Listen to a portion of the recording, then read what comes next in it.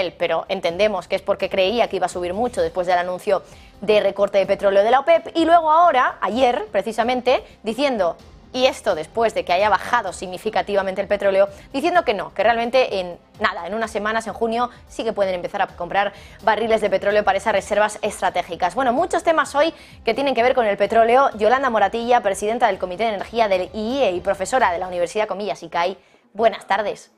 Muy buenas tardes. Bueno, lo avanzaba ahora mismo justo Yolanda, parece que Estados Unidos tiene una estrategia, no sé si muy clara, no sé si dependiente del precio del petróleo, dependiente de la relación entre Arabia Saudí y Estados Unidos, porque claro, después del recorte, ¿cómo iba Estados Unidos a comprar petróleo precisamente cuando Arabia Saudí ha hecho que suba para que Estados Unidos también lo compre a un precio más alto? Y luego también hay otra clave, ¿no? Imagino que clave nacional con todo esto, porque justo ahora en junio, cuando toca ya que Estados Unidos se decida sobre el techo de deuda, republicanos que, por cierto, están enfadados de que Biden haya hecho ese saqueo de las reservas estratégicas, justo ahora dicen que no, que van a empezar a rellenar reservas. ¿Cuál es la teoría que tienes tú en este caso, Yolanda, sobre por qué hay estos vaivenes de declaraciones por parte de Estados Unidos de si comprar ahora o no petróleo para la reserva estratégica? Bueno, mi opinión es que es clarísimo que van a rellenar las reservas ahora por el precio del petróleo. Nos tenemos que dar cuenta que sus reservas están más o menos en torno a los 700 millones de barriles. Entonces ellos lo que van a hacer ahora, aprovechando los bajos precios, es ir rellenando, pero poco a poco. No, tampoco van a hacer incrementar la demanda mundial muchísimo para poder rellenar las reservas, como nosotros tuvimos que hacer, por ejemplo, con las reservas de gas, que tuvimos que hacerlo muy rápidamente.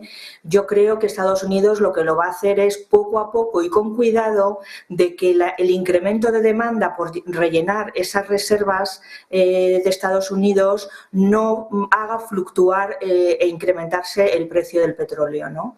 Entonces, es normal realmente que llenen reservas estando a este precio, pero tampoco lo van a hacer de una forma muy rápida y atropellada, sino que lo irán haciendo poco a poco para no influir precisamente en la demanda mundial. Yolanda, es verdad que ha caído el precio del petróleo y lo contábamos antes, a ver si los compañeros pueden ponernos el gráfico para verlo de forma visual.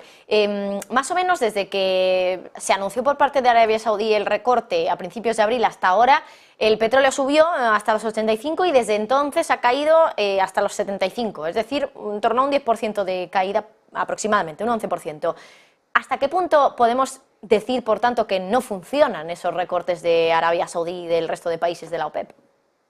Bueno, no están funcionando esencialmente por China. La demanda de China o la recuperación de China no está siendo como la esperada y, por tanto, no se ha producido el incremento de demanda mundial que se esperaba que hubiera por parte de China. Y luego, por otra parte, tenemos que pensar que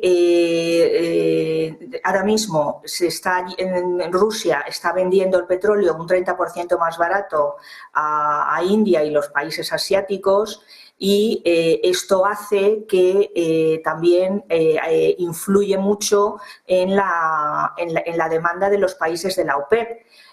Por eso no está funcionando la rebaja que han tenido de producción de la OPEP, por esos dos motivos esencialmente.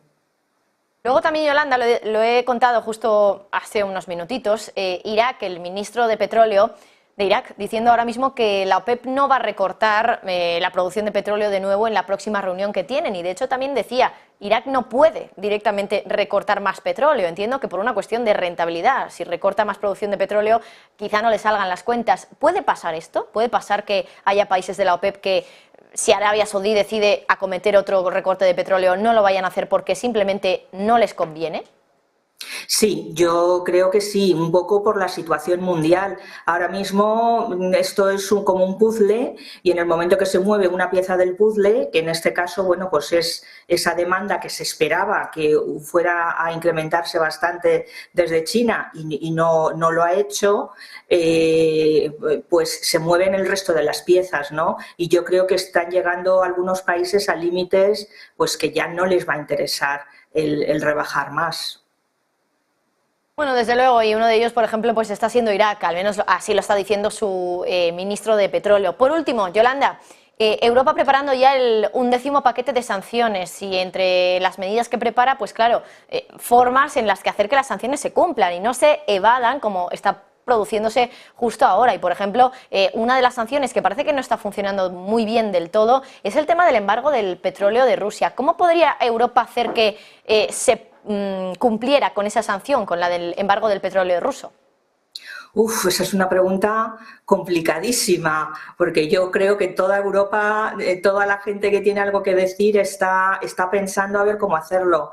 Es muy, muy difícil porque tenemos que pensar que los países de Sudamérica, África, países asiáticos no tienen por qué cumplir esas restricciones y, por tanto, lo mismo que hemos contado muchas veces en el programa, que bueno, pues está vendiendo mucho petróleo ruso a India y países asiáticos que lo que hacen es, digamos, blanquear ese petróleo ruso y venderlo como gasolina y como diésel indio o asiático, ya no ruso, pues eso se puede hacer de muchísimas formas por toda esa cantidad de países que no tiene que cumplir las restricciones europeas, ¿no?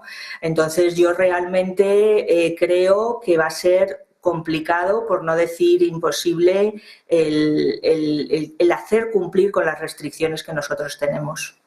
Bueno, pues nos quedamos con eso, con que va a ser prácticamente imposible que se cumplan, que se haga que se cumplan esas sanciones. Yolanda Moratilla, como siempre, muchísimas gracias por estar aquí una vez más en Negocios Televisión.